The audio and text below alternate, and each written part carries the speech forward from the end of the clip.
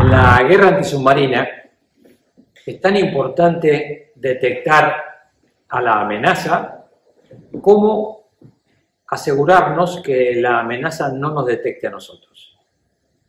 Durante los días de mayo de 1982, el avión Tracker estaba equipado con este equipo para guerra antisubmarina, que era el procesador acústico pasivo, Aqua 4, y una serie de registradores de sonoboya y un procesador activo.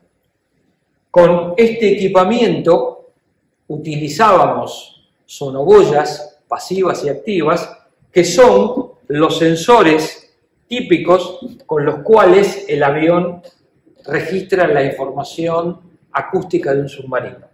¿Cuál era el problema que teníamos?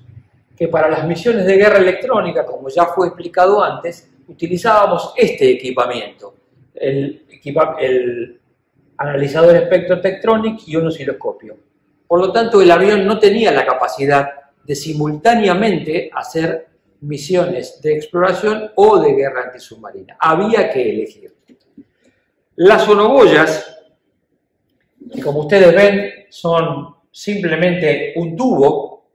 Ese tubo contiene un hidrófono, que es igual que un micrófono, pero que registra los sonidos debajo del agua, y está asociado a un transmisor de radio que le manda esa información al avión. Entonces, ¿cuál era la situación que nosotros asumíamos? Nuestras fuerzas estaban, como ya se explicó, en el sector noroeste de Malvinas. Habíamos detectado a la fuerza británica en el sector este-noreste, y entendíamos que había submarinos nucleares. No sabíamos ni cuántos submarinos ni cuáles eran esos submarinos. 30 años después nos enteramos que los submarinos dispuestos al 1 de mayo eran el submarino Conqueror en el sector sur, que es el que afecta al crucero Belgrano, y en el sector norte, hacia el oeste, el submarino Splendid, y hacia el este, el submarino Spartan.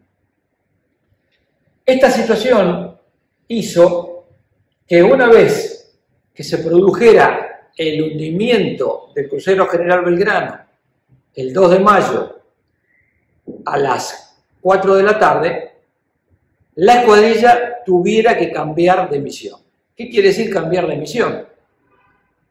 Cambiar el equipamiento de a bordo de los aviones para asegurarnos que todos estábamos en condiciones de hacer operaciones de guerra antisubmarina, y cambiar nuestro armamento para poder luchar contra esta que era nuestra amenaza.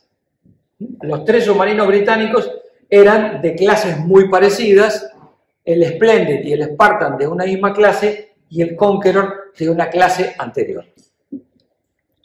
El equipamiento que tuvimos que cambiar en los aviones fue básicamente dotarlos de bombas antisubmarinas. Bombas que tienen una espoleta de profundidad. O sea que a partir del momento en que nos dedicamos a la tarea de guerra antisubmarina, el avión estaba configurado con bombas antisubmarinas y torpedos antisubmarinos. Luego de esa situación trágica y terrible que fue el hundimiento del crucero General Belgrano, se le ordena al grupo de tareas del portaaviones replegarse hacia aguas poco profundas. Esas aguas poco profundas, en principio, eran las inmediaciones de Cabo Norte y Puerto Deseado. Durante todo el día 2 y el día 3, el buque se dirigió hacia la costa con rumbo oeste-sudoeste, sin saber nosotros cuál era la posición de los submarinos. Por lo tanto, empezamos a realizar vuelos que nosotros llamamos de características doctrinarias, utilizando sensores pasivos y utilizando nuestro radar para inundar la superficie de emisiones radar, que a su vez pudiera detectar alguno de esos submarinos y pudiera percibirnos a nosotros como una amenaza seria a su propia aproximación. En la madrugada del 4 de mayo, o sea, en la noche del 3 al 4 de mayo, un avión tracker salió a volar con la misión de proteger a través de una barrera de sonoboyas, identificada aquí por estos puntos de color verde, el sector este de la trayectoria que el portaaviones iba a desarrollar para ingresar al Golfo San Jorge. Esa misión, que duró aproximadamente 6 horas, sembró la trayectoria de sonoboyas, a la cual el avión comenzó a escuchar, y mientras el operador acústico realizaba la escucha de A4 de esas sonoboyas, que era la máxima capacidad de escucha que tenía, el operador no acústico, con su sistema radar, emitía aleatoriamente hacia afuera de esa barrera para que, si hubiera algún submarino en las proximidades, detectara esa emisión radar. 30 años después, como decíamos recién, con la información publicada por los medios británicos al desclasificar archivos, nos enteramos que el submarino Splendid era el submarino que estaba a la caza del portaaviones 25 de mayo y su grupo de escoltas. Ese submarino, que estaba el 3 a la tarde al sur del grupo del portaaviones, empieza a acercarse en una aproximación a través de las emisiones de sonido que la propia fuerza generaba en su navegación, y durante toda la aproximación lo hace de manera silenciosa, llegando a estar a las 2:15 de la mañana a 14 millas, o sea, del orden de los 28 kilómetros, de la Fuerza de Tareas Argentina. ¿Qué sucede a esa hora? A esa hora, el avión tracker que estaba en esta posición, al este del campo, emite con su radar, y esa emisión radar es detectada, es analizada y es clasificada por el operador de medidas de apoyo electrónico del submarino. Y es el propio comandante del submarino el que, analizando su posición, la posición de los buques, la realidad de la meteorología, estaban en condiciones nocturnas y de mala meteorología por niebla, y habiendo recibido la emisión del avión tracker, decide que va a abortar esa aproximación a los blancos y fundamentalmente va a esperar, navegando en un rumbo paralelo, va a esperar el amanecer. ¿Por qué hace eso? Porque clasifica, y así lo dice en su informe, clasifica esta emisión del avión tracker como una emisión peligrosa para su situación de navegación.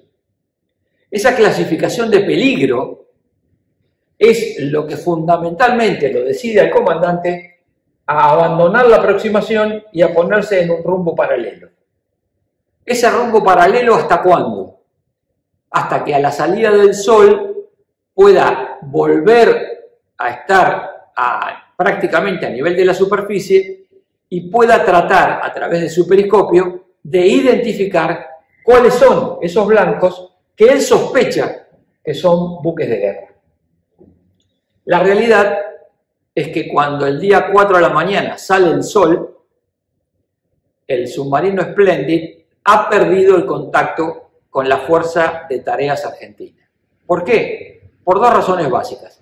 Porque la Fuerza de Tareas Argentina, un rato antes, había cambiado el rumbo y ya había ingresado al Golfo de San Jorge, y porque la mala meteorología no le permite con su periscopio tener una distancia aceptable para identificar a esos posibles buques que ya tampoco escucha en su sistema de sonido. Posteriormente, el submarino se destaca hacia el norte, mientras que la Fuerza de Tareas Argentina ahora adopta un rumbo otra vez noreste para salir del Golfo San Jorge. Y en esa situación, el submarino empieza a tener una falla en su sistema de propulsión que lo decide a abandonar la persecución porque debe reparar esas fallas, y para reparar esas fallas debe irse hacia el este, debe salir del radio de acción de la aviación antisubmarina argentina. Mientras todo esto sucede, pasa el día 4 y el día 5 a la mañana se le ordena a los aviones tracker volver hacia la zona de Puerto Deseado a hacer otra tarea totalmente distinta. Pero aquí sí quiero enfatizar, y este es el reporte de operaciones del submarino Splendid, lo que dice su comandante. Esto ya no es una apreciación que nosotros hagamos, sino es la certeza de la descripción de un informe operativo de uno de los comandantes de submarinos durante la Guerra de Malvinas. Este es el reporte del submarino Splendid del día 4 de mayo. Y como ustedes ven, él a las 5:51, este horario 5:51 corresponde a la hora del primer meridiano, por lo tanto para nosotros este horario es las 2:51 de la madrugada. Él clasifica la emisión que ya había tenido del avión tracker, es donde él pone en su informe que es peligrosa, y por eso es que abandona la aproximación.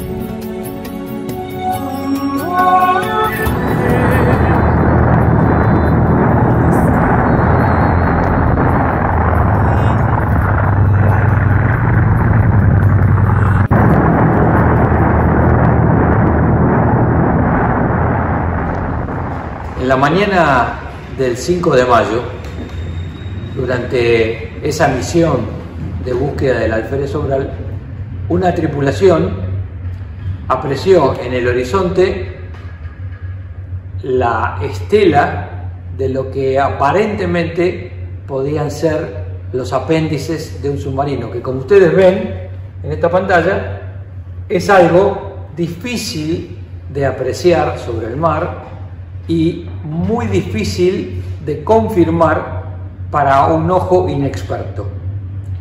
La tripulación se acercó a esa estela, proyectó un lanzamiento de torpedo que materializó, entró en el agua, corrió hasta agotar su batería y no se recibió ningún eco de explosión.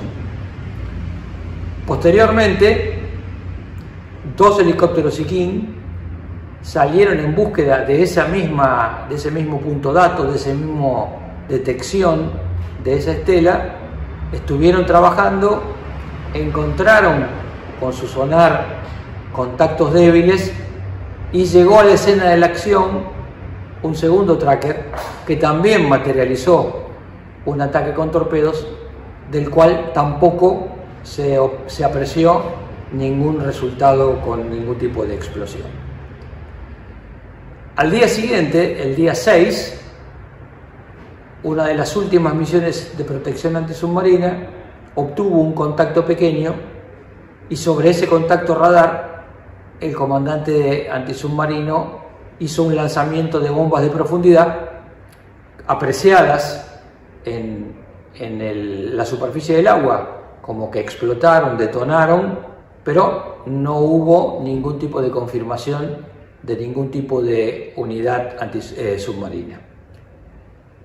La escuadrilla, a lo largo de estos días, lo que puso en práctica fue la doctrina antisubmarina. La doctrina antisubmarina que fundamentalmente lo que busca es garantizar el empleo de todos los sensores para evitar que una amenaza alcance el blanco. Nuestra amenaza era un submarino nuclear, uno de los 3 que estaban presentes en el área. Y lo que podemos confirmar hoy, 40 años después, con el informe no hecho por nosotros, sino por el informe de la Armada Británica, que uno de esos submarinos, el Splendid, que aquí vemos, estuvo en posición para poder atacar al grupo de tareas del portaaviones 25 de mayo. Y que ese vuelo del día 4 de mayo a la madrugada evitó que ese ataque se materializara. ¿De qué manera? Generando una amenaza cierta a ese submarino nuclear que determinó que en ese momento abandonara esa aproximación y que nunca más pudiera recuperar el contacto. Ese es el valor de la aplicación de la doctrina, no solamente cuando se tiene el blanco a la vista, sino cuando no se sabe dónde está el blanco. ¿Por qué? Porque de esa manera uno se manifiesta ofensivamente, cosa que la amenaza percibe. Y esa percepción de la amenaza es lo que en definitiva salvó de un ataque certero al grupo de tareas del portaaviones 25 de mayo.